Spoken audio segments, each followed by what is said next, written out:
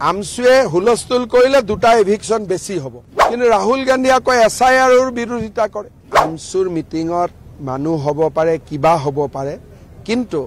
আমি যেটো কৰিম বুলি কৈছো কৰিমেই আমছুৱে হুলস্থুল কৰিলে দুটা এভিকশন বেছি হ'ব সংখ্যালঘু উদ্দেশিত এলেকাত কৰা নাই মিয়া মুছলমানক কৰি আছো যিখেনিয়া ফৰেষ্টত জবৰদস্তি খুমাইছে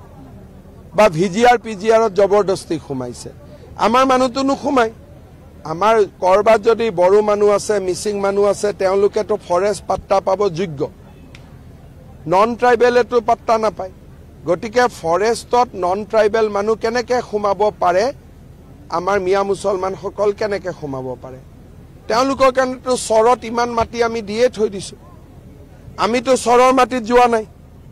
চৰৰ মাটিতটো আমাৰ বড়ো মানুহো যোৱা নাই মিছিং মানুহো যোৱা নাই অসমীয়াও যোৱা নাই বঙালীও যোৱা নাই বিহাৰীও যোৱা নাই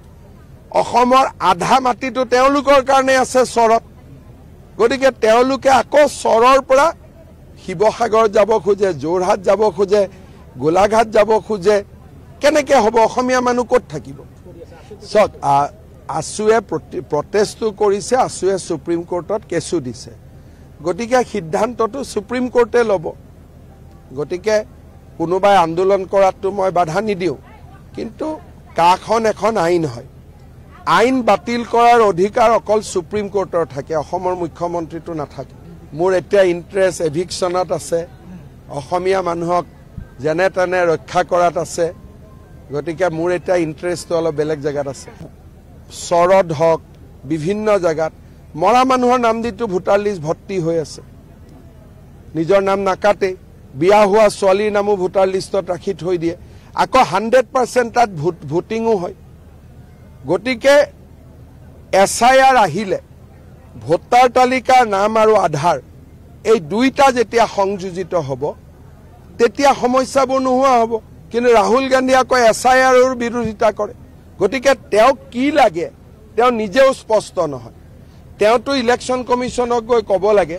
যে ভোটাৰ তালিকা সংশোধন কৰক নামৰ লগত আধাৰ নম্বৰটো লগাই দিয়ক যাতে দুটা মানুহে দুই জায়গাত ভোট দিব নোৱাৰে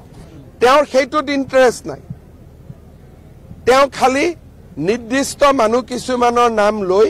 তেওঁ দেখুৱাই আছে আৰু যদি তেনেকুৱাই ভোটাৰ লিষ্ট বেয়া হিমাচলত তুমি কেনেকে জিকিলা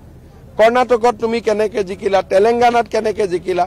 তুমি জিকিলে ভাল ইমান দিন ইভিএম কৰি চলিলে এতিয়া ইভিএমৰ গুলিটো নুফুটাৰ কাৰণে এতিয়া নতুন গুলি এটা লৈছে